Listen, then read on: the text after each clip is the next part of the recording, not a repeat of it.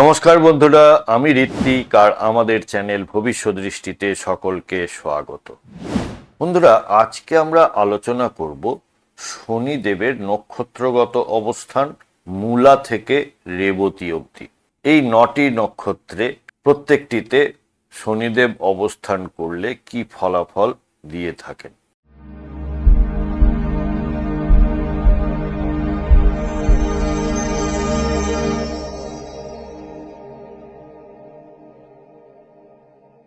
বন্ধুরা, আপনারা যারা আমার চ্যানেলটি অলরেডি সাবস্ক্রাইব করেছেন তাদেরকে জানাই আমার অসংখ্য ধন্যবাদ ও কৃতজ্ঞতা। যারা এখনো সাবস্ক্রাইব করেননি তাদের কাছে আমার বিনীত আবেদন, চ্যানেলটি সাবস্ক্রাইব করুন এবং পাশে থাকুন। বন্ধুরা, আগের দুটি পর্বে আমরা আলোচনা করেছি শনিদেবের নক্ষত্রগত অবস্থান। প্রথম পর্বে ছিল অশ্বিনী থেকে অশ্লেষা, দ্বিতীয় পর্বে ছিল মঘা থেকে জ্যেষ্ঠা, আর আজকে আমরা আলোচনা করব মূলা থেকে রেবতী। শনিদেব হলেন কর্মকারক, শনিদেব হলেন দণ্ডাধিকারী আর ন্যায়ের দেবতা। তাই শনি যখন মূলা থেকে রেবতী পর্যন্ত নক্ষত্রগুলিতে অবস্থান করেন তখন জাতক কি ধরনের ফলাফল লাভ করে। তো প্রথমেই আসি মূলা। কেতুর এই নক্ষত্রে শনি ব্যক্তিকে বৈরাগ্য ও গভীর চিন্তার দিকে ঠেলে দেয়, যা অনেক সময় জীবনের বিশাল কোনো পরিবর্তনের সূচনা করে।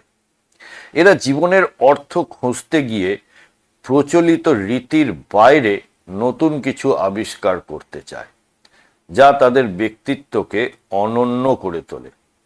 এই নক্ষত্র তাদের অনেক পুরনো সংস্কার ভেঙে নতুন করে জীবন গড়ার সুযোগ দেয়। এরপর আসি পূর্বসারা বা পূর্ব আষাঢ়া। শুক্রের এই নক্ষত্রে শনি ব্যক্তিকে উচ্চাকাঙ্ক্ষী ও জয়ী হওয়ার মানসিকতা প্রদান করে। অনেক প্রতিকূলতা সত্ত্বেও এরা হাল ছাড়ে না এবং দীর্ঘ প্রচেষ্টার পর বড় ধরনের সাফল্য অর্জন করে থাকে। এরা শৌখিন জীবন পছন্দ করলেও কেরিয়ারের জন্য প্রচুর পরিশ্রম করতে পারে। এরপর আসছি উত্তরাষাঢ়া বা উত্তর আষাঢ়া। সূর্যের এই নক্ষত্রে শনিদেবের অবস্থান ব্যক্তিকে প্রশাসনিক বা উচ্চ সরকারি পদে আসীন হওয়ার প্রবল যোগ তৈরি করে দেয়। এদের কাজের ধরন অত্যন্ত গম্ভীর এবং নিয়মতান্ত্রিক, যা সমাজের উচ্চ স্তরে এদের পরিচিতি বৃদ্ধি করে। এরা দায়িত্ব পালনে কখনো আপোস করে না এবং দীর্ঘমেয়াদী পরিকল্পনায় এরা পারদর্শী। শ্রবণা।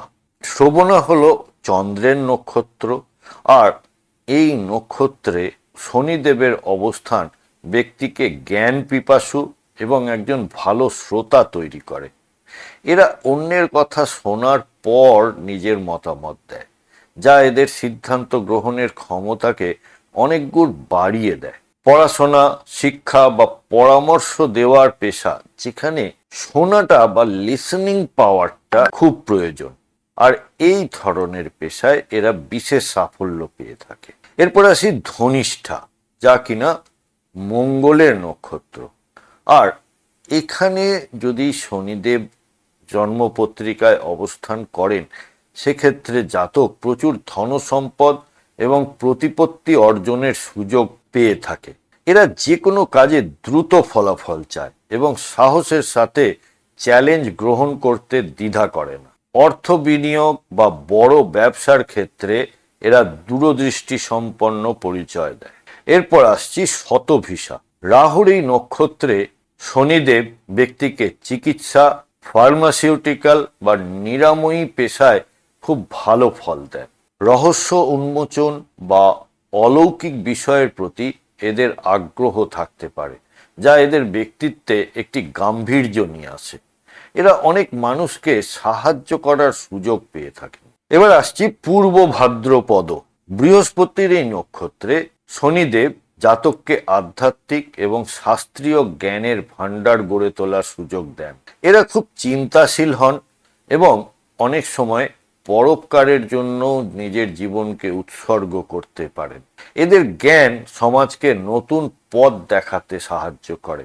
আমরা যেসব ফিলোসফার দেখি, ফিলোসফাররাও এই নক্ষত্রেরই মানুষ হয়ে থাকেন বেশিরভাগ।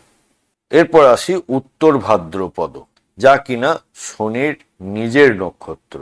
আর এখানে শনিদেব জাতককে শান্ত, জ্ঞানী এবং স্থিতিশীল ব্যক্তিত্ব তৈরি করে। এরা জাগতিক ভোগের চেয়ে মানসিক বা আধ্যাত্মিক প্রশান্তিকে বেশি গুরুত্ব দেয়।